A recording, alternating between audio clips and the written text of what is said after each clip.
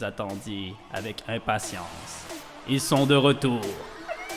La Super Team. Pour commencer, Xavier Venn Bouchard, le poète assassin. Oh, comme le sang a neigé, je n'ai plus de spasme de vivre.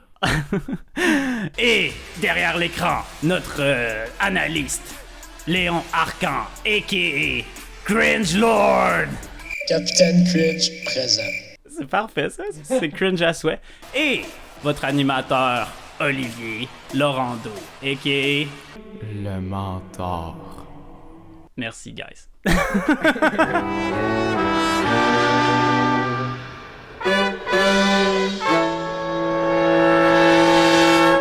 Donc, bonjour à tous. On est heureux de revenir. Yo, what's up, guys? On s'est fait attendre, mais on avait bien besoin d'une petite pause, je pense. Ça nous a fait du bien. Puis, on a des super sujets full intéressants. On a peut-être une nouvelle petite recette. On s'est craqué les neurones. Exactement. C'était nécessaire parce que c'est tellement intellectuel, là, notre émission. Mais, ouais, c'est ça. On a une nouvelle petite recette on va avoir. À ce temps, on va toujours avoir une petite entrevue. Finalement, on s'est rendu compte qu'on n'avait rien d'intéressant à dire. Fait qu'à la place, ça va être vous qui va dire, qui va parler de choses intéressantes. Puis, ah ouais. ça. En gros, c'est ça. Puis ça va être tellement plus cool là, parce que on va avoir des gens qui connaissent leur truc. Donc, c'est ça. On va commencer. Vous savez, le premier sujet, en général, c'est toujours un peu stupide. Puis, ce podcast-là va être dans la même veine. Ça va être stupide, notre premier sujet. On va parler d'une mascotte qui est un peu vilain, en fait, qui s'appelle Greety. Pour ceux qui ne connaissent pas Greety, je crois que ça fait à peu près peut-être Léon va pouvoir m'aider avec ça, je pense. 2-3 ans qu'il existe, Léon? Il a été introduit en 2018-2019. Exact. C'est la mascotte de quelle équipe? Des Flyers de Philadelphie, qui est une équipe réputée pour être une équipe de goons. Okay. C'est-à-dire, à l'époque, goons, c'est juste... Ouais. Ils se battaient tout le temps. Là, okay. Mais c'est une équipe de hockey, de football? Oui, c'est une équipe de la NHL. Donc, c'est ça, comme je disais... sont réputés pour avoir des partisans de marde. Léon, absolument, il est trash, mais c'est vrai que les partisans ont une très mauvaise réputation. Okay. Dans ce cas-ci, on voit que leur mascotte Greety est un peu à leur image. Parce que, en fait, cette mascotte-là a tabassé. Il a frappé un enfant de 13 ans. Je sais pas si tu peux mettre l'image où est-ce qu'on court de l'article, mais ils disent le plus fort possible, entre guillemets. Donc... Je vais juste faire lire le début de l'article. Vous allez voir en quoi ça consiste. Donc, la police de Philadelphie a indiqué mercredi que la mascotte des Flyers, Greety, est sous enquête parce qu'elle aurait frappé un garçon de 13 ans durant une session photo en novembre dernier au Wells Fargo Center. Donc, un jeune de 13 ans. Alors, pour la suite, c'est le partisan des Flyers, Chris Greenwell, a confié au Philadelphia Inquirer que la mascotte aurait frappé son fils Brandon, pauvre petit Brandon, dans le dos le 19 novembre, alors que les Flyers affirment en guise de défense que Greety aurait été frappé à répétition à la tête. Fait que, sur moi, c'est un cas classique, tu sais, du petit gars qui gosse la mascotte parce qu'il veut son attention, peu importe. Puis lui, il a je pense que c'est tanné, fait qu'il l'a juste punché. Ouais. Ce qui est quand même vraiment... Mais tu sais... ça excuse pas son geste. Peu importe ce que le petit gars a fait, t'as frappé un enfant. Prison. Ouais. Hey, en plus, t'es là, c'est ça ton rôle. Là. Ouais, c'est ça. Tu sais, je veux dire, quand t'es petit, là, les mascottes, là, tu tires un peu dessus. Là, tout, là, mais c'est comme... Quand t'es petit, moi je me souviens quand j'étais jeune puis j'allais voir mettons du baseball, du hockey, c'est un ou l'autre. On dirait, soit les jeunes sont genre apeurés d'une mascotte ou c'est comme leur idole, fait que tu sais soit tu t'approches ou non t'es trop après. Tu sais j'en ai vu plusieurs des kids là, qui sautent dessus puis que tu sais ça fait partie de ta job. C'est ça. Puis tu sais on va se dire dans un gros masque de même puis des punchs d'enfants, là, ça doit pas vraiment faire mal. Ça l'a juste gossé. 13 ans, tu sais, ça commence à... Peut-être. En plus, Brandon, ça doit être un nom qui compte bien, là. Mais... Ouais. Donc c'est pas mal ça. Mais la mascotte fait peur pour donner un point à Brandon. Pour bien la décrire, on dirait un Youpi un peu has-been, là, un peu genre... un peu sur le crack. Un peu sur le crack. C'est ça, puis c'est ça, là, je pense que le crack lui est monté au cerveau. Moi, en fait, j'ai trouvé... Il y a des commentaires par rapport à l'article en question. Et puis, il y a un certain Monsieur Smith qui a dit que le petit gars méritait d'en avoir une. Mais ça montre que les fans de hockey, en général, des fois, c'est pas des gens super. Ah, je sais, mais. Je sais, les gars. Alors, Mais moi j'aurais un autre article, en fait. Tu sais, pour amener les gens à poursuivre leur réflexion par rapport à ça, en fait, j'ai trouvé un nouvel article du Soleil de Anne-Sophie Poiré, qui est dans la peau d'une mascotte, vidéo plus photo. C'est qu'elle nous raconte c'est quoi son expérience en tant que mascotte. Puis ça pourrait peut-être, je veux pas être l'avocat du diable. je sais pas si c'est choquant. Ouais, ça va donner une idée un peu aux gens. Ben, ça a l'air que c'est très difficile. C'est ça que j'ai compris dans l'article. Ouais, on n'en doute pas. Là, c'est quand même, ça demande plusieurs expertises quand même, être une mascotte. On rit de ça, mais comme il y en a qui savent faire des pirouettes ou quoi que ce soit. Des fois, c'est des gens de cirque carrément. C'est des amuseurs. Tu veux dire, hey, tu passes 1h30, tu fais que ça, là, être craqué à fond, puis être à bloc, puis tout le temps, genre, être trop hypé pour ce qui se passe, tu sais, comme il se passe une affaire, puis là, t'es comme, ah, puis tu sautes partout, tu sais, c'est exigeant. Je suis sûr qu'après une game, tu dois être genre, ok, man. Tu fumes ta petite cigarette, là, à la sortie du stade, puis t'es comme, ok, là. Ouais, mais tu frappes pas des enfants. Espérons-le. Bon point. Donc, c'est pas mal juste ça là-dessus. Ensuite, le prochain point qu'on veut approcher, c'est une découverte que moi j'ai fait. Ben, je connaissais déjà l'existence de ça. Mais pendant le temps des fêtes, on a essayé ça justement. Ouais. Notre team à nous, Xav, Oli, puis Léon. On a fait un escape room. Donc, On en a même fait 2. on a fait 2 escape rooms. Puis, je veux juste, c'est pas pour se vanter, Mm. mais ces 2-là, on les a réussis. Et voilà. Puis on était assez fiers de nous autres. On était on top of the world. Donc, À double tour. oui, c'est ça. En gros, ça a été, nous autres, on était à double tour, qui était une expérience, franchement, là, c'était vraiment excellent. L'immersion était vraiment parfaite. Je pense que, bon, il y a des préférences. Là. On a commencé on va les dire. Le premier, c'est Va chez Liab, qui était un peu sous le thème de l'enfer de Satan. Je pense que la prémisse, c'était... c'était très québécois, là, tu sais, sur Ouais. le... Il y avait des folklores, pis tout, c'est c'est ça, vrai. folklore du diable, là, tu sais, Exact. justement. Puis je pense que la prémisse, c'était que on était mort trop ouais. jeune, si on veut, là. C'est ça qu'on nous disait, puis que fallait qu'on essaie de revenir sur Terre. si Ben, on le veut. diable nous faisait un deal Exact. que si on réussissait à s'échapper de C'est ses des souvenirs, filles, ouais. c'est les souvenirs du diable. Donc, c'était plusieurs histoires du folklore québécois Ouais. avec le diable. Exact. Puis si on réussissait à s'échapper de ça, on sauvait nos âmes. Exact. Et on a sauvé nos âmes à 15 minutes près. Ah ouais, ben celle-là, il était pas trop short. C'était pas si pire. Ouais. Mais l'autre d'après, qui était... Ouais. c'est comment ça s'appelle? Les dunes. Ouais. Exact. Qui était un truc pharaon Ouais, égyptien un peu. Là. Puis celui-là, on l'a eu sur la peau des Ouais, fesses. on l'a eu 15 dernières secondes, on est sorti. Ah ouais, c'était comme un film. Là. C'était vraiment... Ouais. Puis ce qui était énervant avec ça, dans les deux, c'est que à la fin, il y a toujours une musique comme justement pour qu'on soit plus dans le monde, dans l'univers de où est-ce qu'on est, puis elle accélère à la fin pour nous indiquer un peu le temps. Ouais. Mais Puis il y a ça, des c'est instruments qui se rajoutent, puis ça devient c'est intense. là. stressant là. Ouais. Dans le Va chez le diable, il y avait un violon là, t'étais comme oh my god, ok wow là, ça devient shit just got real. Là. Mais Fait que- je sais pas si tu as remarqué, mais Émilie m'a expliqué ça après, Vas-y. mais c'est parce que le violon s'ajoute quand Quand on on ouvre le réussit violon. l'énigme du violon. ouais. Après ça, le piano s'ajoute quand on réussit l'énigme du piano. Quand, Ah, quand mais on a a le les notes. shotgun là, après le. Ouais, mais c'est ça, mais ils ont comme raté nos cues, c'est pour ça qu'on l'a comme pas. Mais Parce c'est que pas tu sais, ils grave, doivent là. l'activer même, mais en tout cas. Mais quand tu le sais pas, mais on vient de spoiler. c'est pas un gros spoil. Ah, là. c'est pas Il y a un tant un violon gros puis un piano, guys. Quand on réussit le violon. Good luck. On n'a pas vraiment clarifié c'est quoi un escape room. Peut-être, Léon, tu peux juste checker genre dans les détails, mais en fait, c'est pas compliqué. Vous me corrigerez si je me trompe, mais ça consiste souvent avec plusieurs pièces. On a une. Après ça, une fois qu'il y a cette pièce-là, il y a des énigmes. Là, on va résoudre ces énigmes-là. Après ça, on va pouvoir aller à la prochaine pièce. Puis, naturellement, ben, c'est de plus en plus difficile. Ben, c'est tout dépendamment genre des gens. Il y a des énigmes pour toutes sortes de personnes. T'sais, il y a des énigmes qui vont faire appel plus à votre sens de l'observation. Des fois, ça va être un peu plus la logique. Ça va être toutes sortes de trucs. Puis, justement, ça varie. Là. Là aussi, ça va être. Ça va des fois aussi tester votre complicité parce qu'il y a certaines énigmes qui Communication sont juste en, aussi, là. ouais, sont en coopération, tu sais, qui sont faciles à exécuter, mais qu'il faut bien communiquer. Tu sais. Ouais, puis même nous autres, je pense qu'on s'est rendu compte qu'on avait comme un peu nos forces aussi. Là, il y avait des choses. Léon, je sais pas, il va vouloir s'en vanter, mais il y a une shot un moment donné, dans Vaucheliard, on était un peu bloqués, là, on cherchait un peu. Puis là, à un moment donné, il y avait une autre pièce que j'avais pas vraiment vue, mais j'avais regardé vivement. Puis là, j'en remonte, puis là, il y en a un qui avait été résolu. J'étais comme, voyons, qu'est-ce qui s'est passé? Puis c'était Léon qui avait... Léon, il avait fait ça tout seul dans son coin, il avait rien dit. Captain Cringe. Captain Cringe, j'allais... J'encourage les gens à y aller. C'est bon pour rassembler, mettons, une équipe de travail, ou parce que, tu sais, t'es tellement dans le focus, t'es tellement dans ça, puis t'es tellement, tu sais, ça te rapproche des gens, t'es obligé de coopérer avec eux, puis c'est super... Ouais, il y avait un coupon.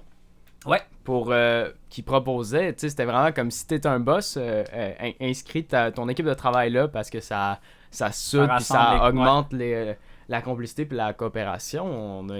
Fait que là, on va essayer d'envoyer nos factures à Martin. On va voir si... Martin, on est hot, là. On les a réussi en plus. Paye-nous ça, Martin. Ouais, c'est ça. À la base, tu sais, les escape rooms, c'est ça. C'était développé à partir des jeux vidéo. Ils ont développé ça à partir des jeux vidéo. Puis ça a commencé vraiment à être populaire dans les années 2010. Qu'est-ce qu'il disait dans un article que j'ai lu, c'est que ça s'est retrouvé dans toutes les grandes métropoles du monde. Puis en 2016, une enseigne de jeux d'évasion ouvrait tous les 3 jours en moyenne en France. Aïe aïe. À tous les 3 jours? À tous les 3 jours. Ici, ça a pris un peu plus de temps là, à grandir, tu sais, parce que qu'est-ce qu'il disait, c'est qu'en 2015, ça a vraiment commencé à pousser, mais en France, ça a vraiment commencé à partir des années 2010. Puis ça a commencé à la base au Japon. Au Japon, qui a créé des salles de grandeur nature, des jeux d'évasion grandeur nature, mais c'est ça, il s'était inspiré à la base de jeux vidéo. Mais j'avais entendu parler qu'il y avait aussi certains films qui avaient inspiré ça, comme il y avait The Cube, puis ça, qui étaient des trucs, tu sais, de... Clairement. Puis c'est vrai quand tu y penses. The Cube, c'est vieux, là, c'est avant 2000. Là. Puis c'était vraiment ça, c'était comme plein de pièces qui étaient faites en cube, justement comme un peu un cube Rubik, si on peut s'imaginer comme une forme 3D, puis les gens pouvaient passer de salle en salle, mais pour le faire, il fallait qu'ils fassent soit des sacrifices, genre de, mettons, donner une oreille ou un truc du genre, ou ben non, c'était des énigmes fuckées, puis t'avais un timer, sinon il y en a un qui mourait, puis tout ça. Fait que c'est vraiment un peu ça le principe. Là. Donc on voit que ce concept-là existait, ça fait plusieurs années. Mais là, récemment, là, c'est le nouveau truc hype, là, aller faire ça. Puis je trouve ça super intéressant, surtout dans un monde, c'est ça que je parlais plus tôt, dans notre monde où est-ce qu'on est plus axé à la technologie, puis ça. Puis des fois, on a moins... c'est le fun d'avoir des activités comme ça qui rassemblent les gens. C'est eux, là-bas, c'était prohibé, là, genre, mettons, t'as pas le droit d'avoir ton cellulaire. C'est comme pendant que t'es dans ce jeu-là, t'es coupé un peu de ton monde de genre... Ouais, c'est ça, t'es juste comme... Moi, un peu moins dans les dunes parce que tu sais, j'ai moins aimé. Puis les sortes d'énigmes me faisaient sortir de l'univers parce qu'il fallait comme plus réfléchir sur comment ils ont pensé. Peu, là, je comprends. Mais pas out of the box, mais tu sais, comment est-ce que. Dans le fond, tu sais, on comprenait l'énigme, mais de la placer dans le décor, c'était un petit peu plus difficile. Ouais, il y avait des affaires touchées un peu. Là. Dans l'autre, Va chez l'arbre, tu sais. Je voulais sauver mon âme, c'était intéressant. C'était super, puis c'était plus droit au but, comme tu dis. C'était plus, ok, on a fait ça, on passe au prochain. C'était plus clair dans leur idée. Mais tu sais, je pense que il y en a pour tout le monde. C'est ça, ouais. C'est juste des différentes intelligences, de différentes sortes de personnes. Il y a peut-être des gens qui vont aller faire les dunes, puis vont préférer, puis c'est jamais pareil pour personne. T'sais. Donc, c'est pas mal ça. Pour ce qui est des gens qui voudraient essayer puis qui sont pas trop sûrs, ben il y a des jeux vidéo, des apps, puis aussi des jeux de société qui est dans la même veine, où est-ce que vous allez comprendre un peu le principe des escape rooms. Ouais. Puis vous n'aurez pas besoin de dépenser parce que ça coûte... Bon, ça coûte cher. C'est ça. Ça va coûter jusqu'à 30$ en moyenne, je pense. Je sais pas tous les endroits. Ouais, par personne. Donc, mais tu sais, il faut se dire qu'on comprend pourquoi. Presque 40 en fait. Ouais. C'est comme... à double tour, c'était 37, je pense. Ouais, tu sais, il faut se dire qu'il y a un animateur, il y a des trucs qui viennent avec ça. Mais ça en vaut la peine. Surtout quand t'en réussis un, et tu te sens vraiment... Ouais, après ça, t'es sur le party. T'es fier. Là, surtout après ça, ils te disent le pourcentage de réussite. Là, là, nous autres, on a fait des faciles, fait que c'était, je pense, 20 puis 15%. Puis même 15-20, c'est pas... genre, je veux dire, une personne sur 5 a réussi. Nous autres, on a réussi. Tu te sens comme... après, à chaque fois, on va prendre une bière, puis on est comme, si, on est bien hot. Puis on est full, on est vraiment fiers de nous. Mais vous, je pense que vous en avez fait d'autres que vous n'avez pas réussi, mais il y a des gens qui m'ont parlé d'un escape room qui n'ont pas réussi, puis ils ont quand même eu vraiment le fun pareil. Oui, c'est ça, t'as du fun pareil. Là, c'est ça. Moi, à date, je n'ai essayé 3 à Québec. J'ai essayé Jigsaw, qui est sur la rue Saint-Jean. J'ai essayé Défi Évasion Québec à côté des galeries de la capitale. Puis j'ai essayé à double tour. Puis à date, mon préféré, c'est à double tour parce que, tu sais, dans Défi Évasion Québec, honnêtement, ben, il manquait des affaires dans la pièce, tu sais. Pour compléter la pièce, il nous manquait des choses. Puis genre, c'est juste ceux qui n'avaient pas fait. C'est vraiment dommage, par exemple. C'est ça. Puis c'est pas mal ça. À Jigsaw, j'avais bien aimé. Honnêtement, on l'avait pas réussi, mais ça a été quand même difficile. Puis tu sais, j'avais bien aimé, mais vraiment à double tour, ça reste quand même Mais j'en la entends, crème de j'en ai la crème. entendu parler en bien, là, franchement. Là. Ouais. Puis Moi, je suis justement, allé à Jigsaw aussi, puis j'ai bien aimé. Sinon, il y en a d'autres, là. Il y a Exode Québec, jeu d'évasion, qui est Je suis allé à Exode aussi, je pense. Je me rappelle plus si c'est ça le nom, mais je suis allé à. Il est juste à côté de à double tour. ouais, c'est sur Bouvier, celui-là. Puis sauf qu'il peut. Sauf qu'il peut, c'est juste à côté. Il y a aussi un autre défi évasion à Lévis, si le monde de Lévis veut y aller. Il y a un cabinet Mystery dans Saint-Sacrement. Il y en a aussi à Sainte-Foy. Il y en a un peu partout, honnêtement. C'est vraiment. Émilie m'en a parlé de celui-là, elle me l'avait conseillé. Cabinet Mystery, tu dis? Ouais. Du mystère. Me Mystère. semble que c'était pas tout à fait ce Ouais, nom-là, ouais. mais elle m'a parlé de ça. Mais bon, c'est ça. En bref, Ouais. les jeux d'évasion, c'est à essayer. Exact. Donc, ensuite, pour ceux qui l'ont pas vu, on avait fait un vlog, on avait été à patinoire, on a eu du fun, puis après ça, le plan de match, c'était ça, on avait plusieurs activités, puis après on voulait aller à l'escape room. Puis, en allant vers l'escape room, Xavier allait acheter des serviettes sanitaires. Mhm. C'était pour sa blonde. Puis, nous autres, on y va là, bien innocemment, bien relax. C'est ça. Puis, on était au métro. Je pense que c'est la seule place qui était ouverte. Là. Les Ouais, commerces mais étaient puis ouverts. c'était proche. C'était proche de où C'était est-ce qu'on allait proche. après. C'était sur notre trajet. Puis on est rentré là. Premièrement, Léon, il dit je vais aller aux toilettes. Il s'en va. Il va aux toilettes. Moi et Xav, on continue. On rentre. Puis on avait chacun un sac. Parce qu'on avait pas mal de stock à trimballer. Là, on avait on avait une bonne journée de planifier devant nous. Là. Puis, je sais pas si. Il y a souvent un garde de sécurité à l'entrée. Mais en fait, je pense qu'il y a toujours un garde de sécurité à ce métro-là, je pense. Oui. Pas mal sûr Pas qu'il y en a mal tout le sûr. temps un. Puis, dès qu'on est entré. On s'est fait suivre de très très proche, puis de façon intimidante. Ouais. Tu sais, je me suis arrêté, j'ai regardé le garde de sécurité dans les yeux, là, carrément, puis tu sais, il a continué à avancer vers moi. Lui, il n'y a pas de gêne là, pour lui. Là, il n'y avait pas de gêne, fait que là, ben, tu sais, sur le coup, tu sais, moi, mon réflexe, ça a été de niaiser pas mal. Donc, tu sais, genre, il disait des niaiseries, là. C'est ça, donc, tu sais, genre, je disais...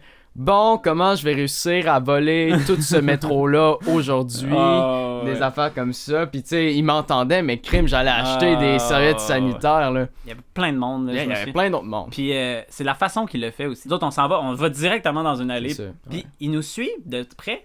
Puis, non seulement, tu sais, il aurait pu arrêter au bout de l'allée ou C'est quoi que ça. ce soit, puis nous regarder. C'est Non, ça. il s'est arrêté exactement où est-ce qu'on était, à nous regarder les bras croisés à C'est l'attente. ça. Quasiment à nous bloquer la sortie, là. C'était carrément, tu sais, c'était intimidant. C'était très intimidant, puis tu sais, t'étais pas à l'aise, là. Je veux dire, Exact. C'était une expérience vraiment pas le fun. Puis là, Léon, après, il y revient un peu plus tard. Puis il nous dit je pense que le gars, il vous suit. Ben oui. On le sent. Inquiète pas, on le sent. Mais tu sais, moi, au début, j'étais comme, il doit avoir quelque chose dans notre allée, tu sais, pour qu'on nous suive. Tu sais, genre, je suis comme là, tu sais, c'est correct. Puis là, il s'arrête devant nous, je fais comme, ok, là, tu sais. Là, je me suis maniaisé. Mais c'était mérité. Là. Puis, mais pour De le niaiser. Ok, bon. pas de nous regarder. Tout ça pour en venir à un phénomène qu'on entend de plus en plus souvent parler, c'est le profilage. Les raisons pourquoi il nous a suivis. C'est pas vrai que c'était une raison. Le 8e client, je vais le suivre. C'était vraiment pas ça. Là. On était plus jeunes, on avait des sacs, peu importe. Ouais, c'est ça. Peut-être qu'on avait, je pense pas qu'on avait une attitude de. Ben non, on n'était pas une gang, là, on était deux. Là, c'est ça, on était deux à ce moment-là. Puis de se faire suivre comme ça. C'est vraiment pas. Les autres, on en parle comme ça, puis c'est niaiseux un peu. Puis imagine, il y a des gens, dans la vie de tous les jours, ils doivent avoir beaucoup de profilage à leur endroit. Ils rentrent dans un commerce ou même sur des endroits publics, des fois. C'est présent partout, tu sais, on douane, des choses du genre. Puis c'est quelque chose qui est dérangeant. Là. Puis je pense que Léon, il y a quelques exemples des sortes de profilage que les gens peuvent être victimes, en fait. Là. Ouais, ben en fait, tu as le profilage racial. Premièrement, tu vas suivre une personne en fonction, tu sais, comme. Le profilage social, qui est une forme de discrimination, tu sais, tu vas aller le voir selon sa, tu sais, comme si c'est une personne, mettons, qui a des revenus moindres. Puis, tu sais, tu vas aller le voir parce que là, tu te dis, ah, il va peut-être voler à cause de ça. Il y a aussi le profilage politique qui est en fait selon les idéaux de la personne, selon les idées défendues par cette personne-là, ben, tu vas le suivre en fonction de ça. Puis, il y a aussi du profilage selon l'âge. Selon c'est un peu Le ça qu'on a sexe aussi, vécu. je pense. Si t'es un gars, tu vas te faire plus regarder que si c'est une fille qui rentre dans un magasin, exemple. L'âge, exact, c'est aussi un truc. Là. C'est poche quand ça arrive. Puis tu sais, nous autres, on l'a vécu de façon très très légère. Puis ça nous a déjà déplu, ça nous a pogné. Là, tu sais, en dedans, tu te sens mal là, pendant que ça arrive. Donc, je peux même pas imaginer pour des personnes que c'est pire puis que c'est dans des situations que ça peut être grave. Là. De te faire soupçonner d'être un voleur, quoi que ce soit, c'est comme ouais, c'est poche. Puis en plus, il y a une autre affaire que je trouve. En tout cas, dans ce genre de commerce-là, je sais pourquoi ils ont un garde de sécurité à l'entrée. Parce que oui, ils ont du monde pas le fun. Tu sais, je le sais, c'est correct, c'est justifié. De là à suivre des gens, ça, c'est une autre histoire. En plus, ils ont des caméras de surveillance. Je veux dire, à un certain point, au pire, si tu pognes quelqu'un sur caméra, toujours moyen de garder un archive. Pas besoin de quelqu'un physiquement qui regarde ce que tu es en train de faire. Qui ça y tente de faire ses commissions, genre avec quelqu'un qui te regarde au-dessus de ton épaule si t'es pas en train de le mettre dans tes poches. Tu sais, sérieux, c'est pas fort. Là. C'est vraiment désagréable. En fait, dans l'article que je suis en train de lire, l'élément déclencheur du profilage, ils disent que l'élément déclencheur des profilages social et politique repose non pas sur l'appartenance réelle de la victime au groupe profilé, mais plutôt sur son appartenance présumée à un groupe à risque. Ben, c'est ça. Exactement. Nous, ils pensaient réellement qu'on était des voleurs. Oh, il devait se dire... Exactement ça. Puis je pense qu'on aurait eu le droit de dire non. Tu sais, comme ça avait pas rapport. On aurait pu se plaindre, effectivement. Mais oui, mais comme, tu sais, tu te sens tellement mal quand ça arrive que, tu sais, avec le recul, oui, mais comme là, on a juste... Non, c'est le coup, on voulait juste sortir. On voulait juste... moi, j'avais besoin d'acheter ça, puis là, tu sais, c'est comme... puis on s'en va. Ouais. Parce que, tu sais, en plus, nous autres, on voit ça comme une petite expérience. Tu sais, on sait qu'on sort de là, puis c'est fini, là, mais il y en a d'autres, c'est pas le cas, tu sais. Donc, c'est tout. Mais pour terminer, justement, comme je vous ai dit au début du podcast, à cette heure, on va avoir toujours des petites entrevues. Celui-ci va être sur l'enseignement. Vous allez voir, il va être fait en 2 volets. J'ai interviewé 2 personnes. Je vous laisse découvrir c'est qui pendant l'entrevue. Je crois que je l'ai bien présenté. Alors, c'est à peu près tout.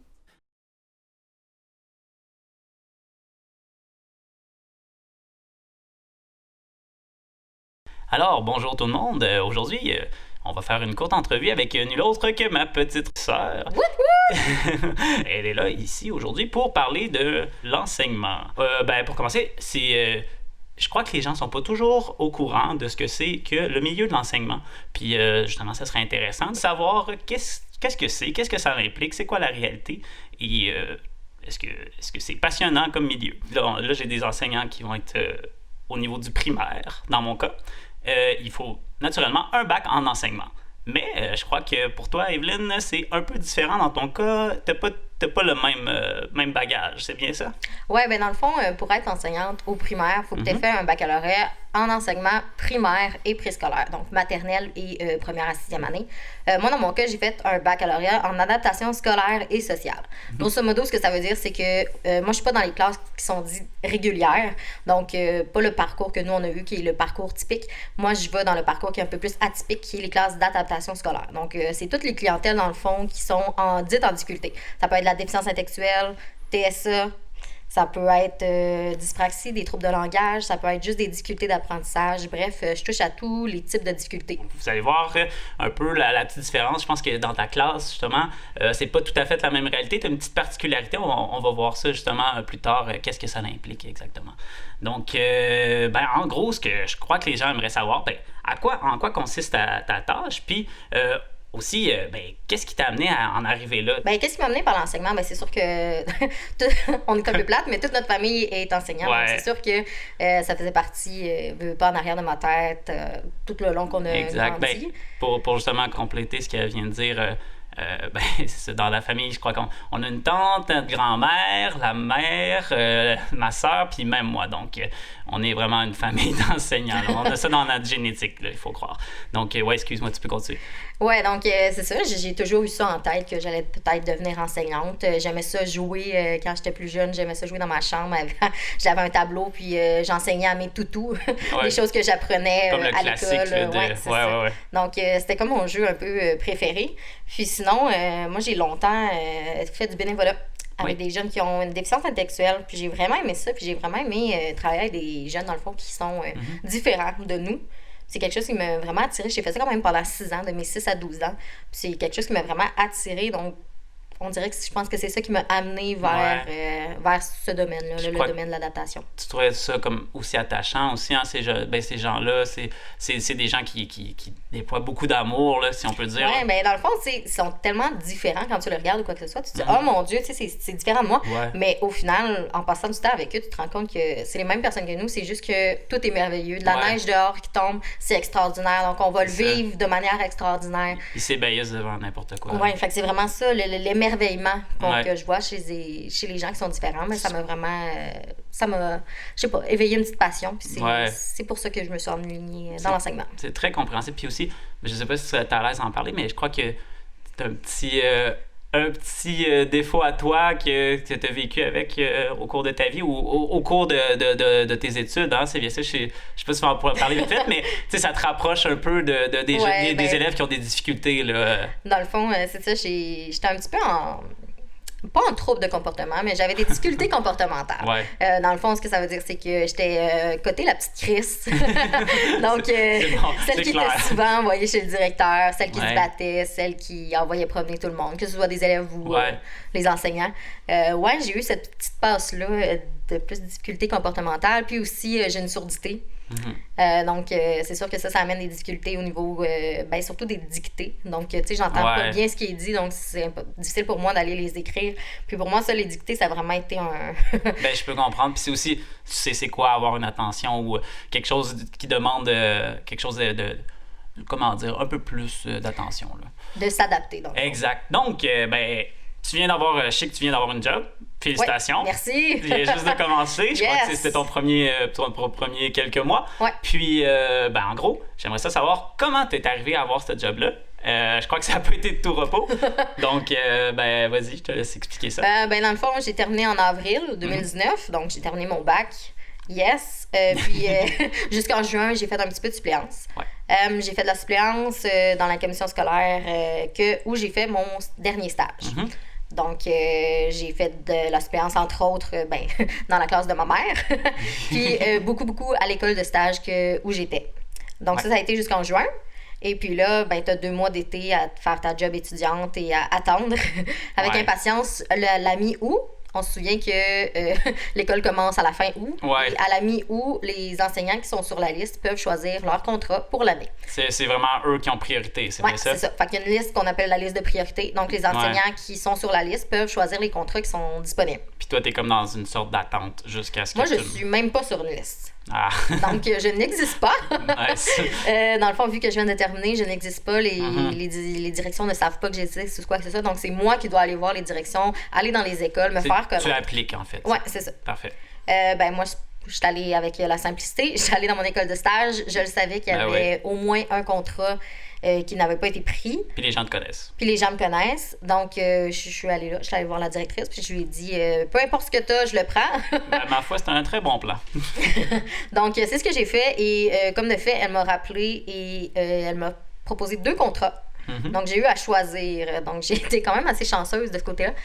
Puis, j'ai fait un choix qui était pour l'année. Donc, je suis allée vers la stabilité et non vers mes intérêts, nécessairement. Parfait. Puis, tu as fini par trouver quelque chose. Ouais. Puis, tu me parlais, justement, quand tu as commencé à travailler, il y a des petits aléas de la vie de tous les jours. Il y a des petits trucs qui ne fonctionnaient pas tout à fait comme tu voulais ou que on t'avait pas nécessairement préparé à ça. Ouais, dans le fond, quand tu vas en enseignement, tu penses que tu enseignes. Ouais. C'est ce que tout le monde pense. Et c'est ce que tout le monde pense, c'est ce que tu apprends dans ton bac. Hein, tu vois la gestion de classe, donc gérer les élèves. Tu vois tes cours de didactique de français, didactique de mathématiques, les sciences, univers social, et voilà, tu es prête à enseigner. Mais quand tu arrives en enseignement, tu te rends compte que la vie de tous les jours, c'est beaucoup plus que ça. Ouais. C'est...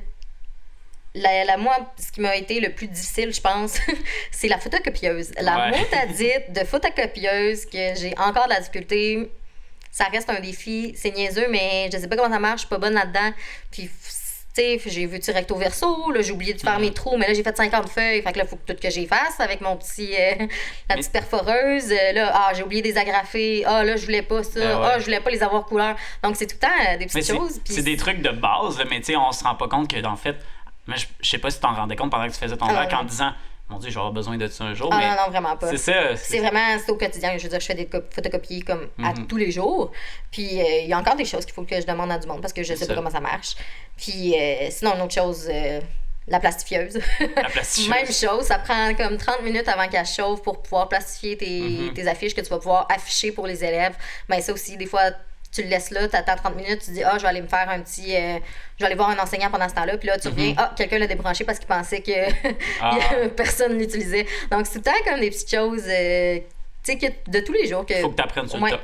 Vraiment. Puis moi, mon plus gros défi, je pense que ça a été rentrer les notes. Dans le fond, les notes pour faire le bulletin, ça se met dans un... Un truc Excel? Ben, c'est dans un programme, donc comme un site internet. Qui s'appelle GPI, dans le fond. Okay. Donc, t'as la liste de tes élèves que t'as, puis tu dois rentrer tes notes ou des commentaires. C'était compliqué et des commentaires. Un peu. C'est parce que moi, j'ai jamais rentré ça. T'sais, dans mes stages, c'est pas moi qui ai eu à faire le bulletin ou quoi que ce soit. Donc... je sais pas comment ça fonctionne. Et là, j'ai dû taponner. Et là, je les ai envoyés. J'ai écrit un petit courriel à ma secrétaire pour qu'elle me réponde que ça n'a pas fonctionné. Bon. Donc là, je réessaye. Puis est-ce que tu as eu de l'aide à un certain moment donné, quelqu'un? Ma secrétaire, je lui ai écrit. Elle t'a aidé carrément. Je sais pas comment ça marche. C'est la première fois que je fais ça. Ça fonctionne pas. Donc, tu sais, c'est niaiseux, mais c'est plein de petites choses qui font en sorte que c'est difficile l'enseignement. Ouais. C'est que j'ai pas juste à planifier puis j'ai pas juste à aimer mes élèves, j'ai plein d'autres choses à faire à côté. Ben oui, on s'en doute, là, c'est non seulement t'as une responsabilité envers les enfants, mais il y a une bonne panoplie de choses à faire. Puis justement, pendant que tu parlais de la secrétaire, etc., je crois que justement les collègues, je voulais savoir comment tu t'es adapté à ton nouveau climat là, avec les collègues et tout. Je crois que tu m'as dit que c'était des fois un peu houleux, des fois c'était pas tout le temps facile. Ben, dans le fond, faut comprendre que moi, je viens de finir mon bac. Donc, j'étais de party. Ben, je suis pas une fille de party nécessairement, mais reste que c'était ça un peu mon cas. Moi, la petite jeune. Tu sais, on est les étudiants, on aime ça se faire du fun, on boit, c'est ça. Tu sais, c'est la vie de party un peu. Puis après, t'arrives, puis pif paf, quelques mois plus tard, t'es rendu professionnel, puis t'as des enfants à ta charge, t'as des parents qui comptent sur toi, t'as des directeurs. Oui, vraiment, là, c'est un choc. Puis tu sais, t'arrives d'un milieu où tout le monde a un peu le même âge. On est tous des étudiants, tout va bien. À un milieu où mes collègues les plus proches en âge ont 10 ans de différence avec moi, que mes amis ont comme 40 ans, des enfants, des familles. Reste que c'est pas du tout... c'est plus du tout le même monde. Puis vous n'avez pas la même réalité, là. Vous êtes... Non, vraiment pas. Pour moi, ça a été difficile. J'ai des amis pour qui ça a été plus facile. Moi, j'ai trouvé ça difficile d'arriver, puis tu sais, t'es plus un enfant. Il me semble que j'ai trouvé ça sec un peu comme milieu. Puis aussi, ben, c'est sûr que l'enseignement, c'est comme une famille, dans le fond. Tout le monde... Faut que tu fittes un peu dans le Ouais, c'est ça. Puis... ben, des fois, comme dans toute famille, il y a des gens que tu apprécies moins et des gens avec qui tu es plus proche. Ben, dans l'enseignement, c'est ça aussi. Ça doit varier, parenthèse, ça doit varier d'école en école. Hein, oui, c'est sûr, d'une école à l'autre, plus grosse école versus plus petite école, mais reste que tu as à travailler ensemble pour le bien des élèves.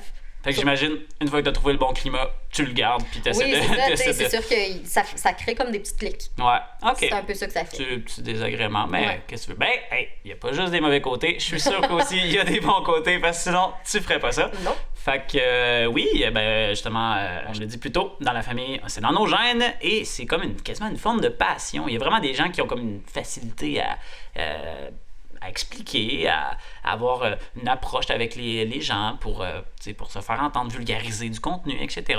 Puis, en fait, parle-moi de ça. Est-ce que pour toi, c'est une passion, l'enseignement? Ben, dans le fond, oui, c'est sûr.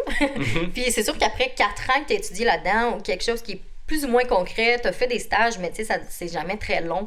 Et là, pour une fois, tu peux le faire, c'est libérateur. Là. Tu dis, enfin, je fais ce que j'aime, je fais ce que je veux. Oui. Tout ça amené à quelque chose. s'amener à quelque chose. Donc, c'est ça, c'est vraiment...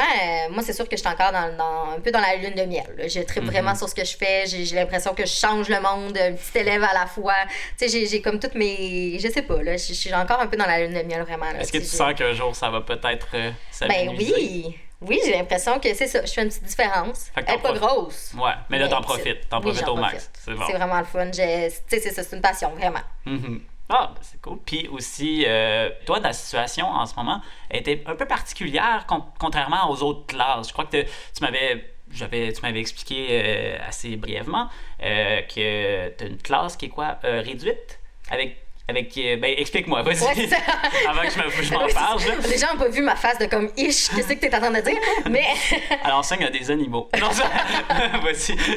Mais dans le fond, moi, comme je t'ai dit tantôt, ma directrice est arrivée avec 2 possibilités de contrat. Oui. Donc, moi, j'ai signé un contrat 55% orthopédagogie.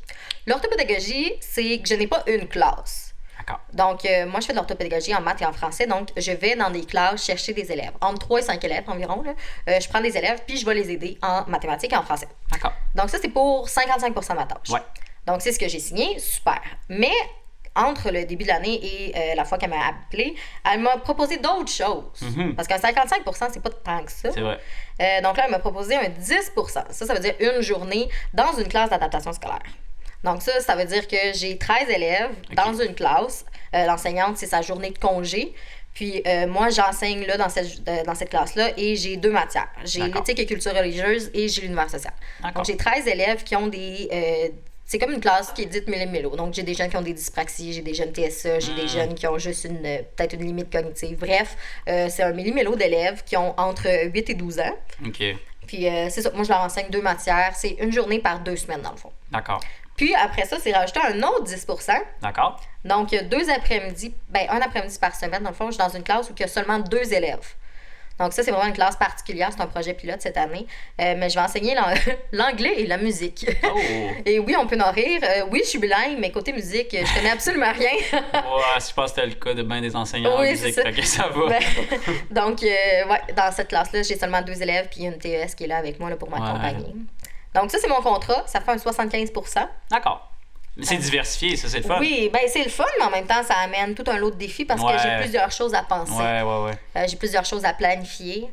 Puis c'est ça, comme anglais musique, c'est des matières que je ne connais pas, que je ne sais pas quoi faire. Donc, ça me prend, je veux pas, plus de temps. Puis c'est ça. Tandis que de l'anglais... français et musique, pour moi, c'est... français et mathématiques, pour moi, c'est plus facile. Par rapport à tes élèves, justement, comme tu as pu le dire, il y a plusieurs élèves qui ont des troubles ou des difficultés diverses. Comment c'est, genre, de dealer avec ça, d'avoir une attention? Parce que j'imagine que des fois, ça ne doit pas avancer comme tu veux. Il doit y avoir des petits compromis que tu dois faire, non? Ou des façons de travailler que tu t'es donné pour, OK, eux, ils comprennent de telle façon, ou c'est mieux de, je sais pas si tu as des stratégies, là. Je pense pas vraiment qu'il existe de stratégie. C'est sûr que, personnellement, à cause de mon parcours, j'ai plus de facilité avec des élèves qui sont TSA ou qui ont une déficience intellectuelle, ou même avec des troubles de comportement, parce que moi, j'ai eu quelques difficultés comportementales, comme on en a parlé plus tôt. Donc, c'est sûr que moi, ça, c'est des clientèles qui sont plus proches de moi, pour lesquelles j'ai plus de facilité à m'adapter, parce que j'ai eu à le faire dans mes jobs étudiantes. Ouais. Donc, ça, c'est plus facile pour moi. Mais il y a d'autres clientèles que je découvre, que je ne connaissais pas nécessairement, ou que oui, je dois m'adapter. C'est sûr que quand je vais dans ma classe d'adaptation scolaire, ou que c'est un peu méli-mélo, mais je le sais d'avance qu'il faut que, justement, que je m'adapte. Ouais. Mais reste que je leur mets quand même des défis. Même si faut que je m'adapte, mais je me dis je vais juste plus les aider. Par exemple, en univers social, présentement, on fait beaucoup de découpage et décollage. Donc, pour des élèves qui ont une dyspraxie, donc pour qui les mouvements, c'est plus difficile, ben c'est sûr que pour eux, c'est un défi. Puis j'en ai comme 3 dans cette classe-là. Mais dans le fond, je leur donne plus d'aide. Puis l'ATS, je lui dis aussi. Oui, c'est un défi, mais c'est ça. Mais tu sais, je m'empêche pas de faire des projets à cause des difficultés des élèves. Par contre, c'est ça, c'est juste de garder tout le temps... T'es tout le temps en train de penser. Tu peux pas juste te dire « Ah, ce projet-là, ça va être beau, ça va être le fun. » T'es tout le temps en train de dire « OK, ben avec cet élève-là, ça marchera pas. Donc, qu'est-ce que je peux faire pour quand même lui faire quelque chose, puis pour pas qu'il se sente qu'il fait quelque chose de différent. Parce que je veux pas les élèves, ils se sentent. Dans le fond, moi, vu que je me suis spécialisée avec des élèves en difficulté, ben, c'est sûr que moi, j'ai besoin d'aide extérieure. Donc, ben moi, en tant qu'orthopédagogue, je suis une aide extérieure, tu sais, pour les enseignants et tout ça. Mais on a aussi besoin de la psychoéducatrice. Puis on a besoin d'une psychologue. Les psychologues et les psychoéducateurs, ben c'est eux, des fois, qui nous aident à comprendre les difficultés des élèves. Tu peux-tu dire, juste parce que même moi, La distinction? La distinction exacte. Ben, c'est une bonne question, exactement. Je ne sais pas ce que ça fait. C'est pas les mêmes études. Non, mais je veux dire, la psychologue va faire... si je vais vraiment plus avec pourquoi moi je les utilise, ces spécialistes-là. Dans le fond, la psychologue va être là pour évaluer les élèves au point de vue de la psychologie, donc le potentiel cognitif des élèves, tandis que la psychoéducatrice va être plus là dans le day-to-day life. Les assister. Oui, les assister, puis les comportements. Le comportement, c'est elle qui va venir nous aider, c'est elle qui va venir donner un peu le trouble de comportement. Justement, on a une experte, c'est pas mal ça, ce qu'elle vient de dire. Ouais, ok, c'est bon. Elle a levé le pouce, donc t'es dans la bonne direction. Yes! mais bref, pour parler juste de mon vécu à mon école, on n'a pas eu de psychologue jusqu'au mois de... en fait, à la mi-décembre est arrivée, donc là, elle est juste revenue dans ses petites choses. Puis, elle était en arrêt de travail ou? En fait, je m'en souviens même plus exactement. C'est quoi la raison pourquoi on n'avait pas de psychologue, mais reste que on a fait une liste. Justement, on se rencontre les orthopédagogues de l'école, les psychoéducatrices, les directions, puis la psychologue, même si elle n'était pas là, on la mettait quand même. Puis les orthophonistes aussi, je les ai oubliés. Puis on a comme une liste d'élèves qu'on veut faire passer pour potentiel cognitif. Donc, on veut que la psychologue les rencontre. Et la liste s'étend déjà jusqu'à l'année prochaine et on est seulement même pas à la mi de l'année encore. Donc, tu sais, dans le fond, pour répondre à ta question de base, là, on a comme parlé de la distinction entre les services. Donc, au niveau de la psychologie, à mon école, on est vraiment en manque. Ouais. Mais un psychologue en moyenne, sais-tu, est-ce que c'est comme genre un psychologue environ par école ou par le nombre d'élèves? Non, une psychologue, dans le fond, va faire plusieurs écoles. OK, c'est ça. Donc, il n'y a même pas une psychologue par école. Donc, moi, je pense que déjà là, c'est un manquement. Je pense que dans une grosse école comme la mienne, où il y a plusieurs élèves, qui a près de 500 élèves, ben, je pense que ça serait pertinent d'avoir un psychologue à temps plein. Tandis que les psychoéducatrices, on en voit plus couramment, je crois. Il y en a pas nécessairement. Non? Pas vraiment? Pas nécessairement. Eux autres aussi font plus qu'une école.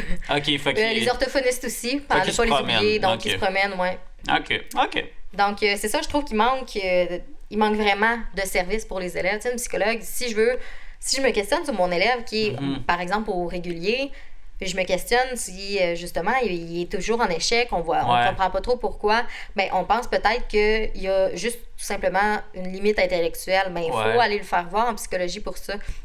Mais pour ça, ben, il nous faut une psychologue. Ben oui.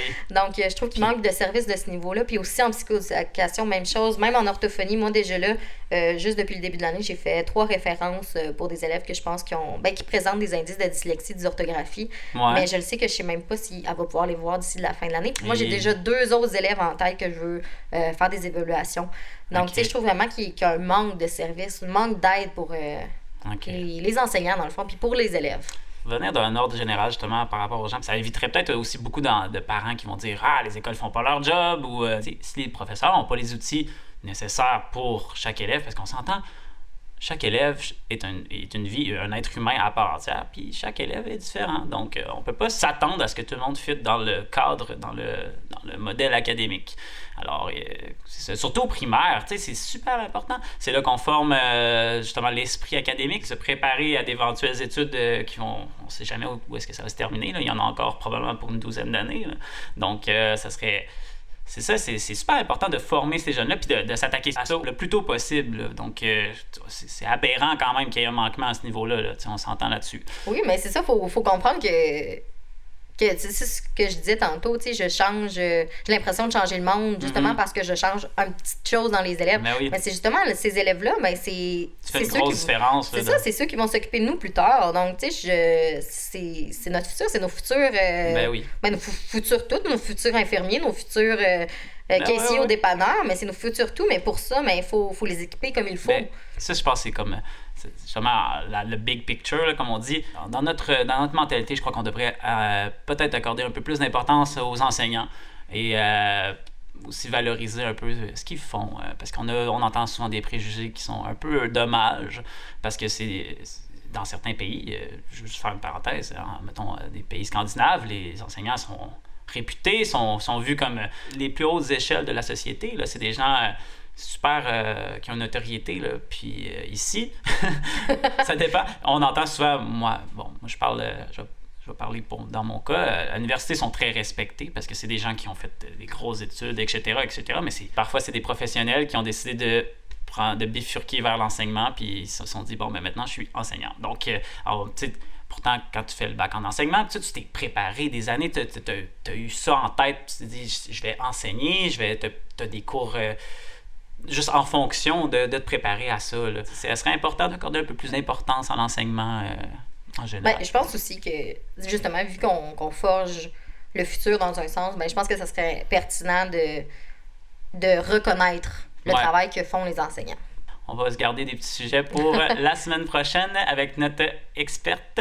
On va pouvoir justement toucher à ça, casser les vilains préjugés que les gens ont sur les enseignants qui sont toujours en vacances, qui travaillent pas 3/4 du temps, puis qui sont bien payés, etc. On va revenir là-dessus, vous allez voir.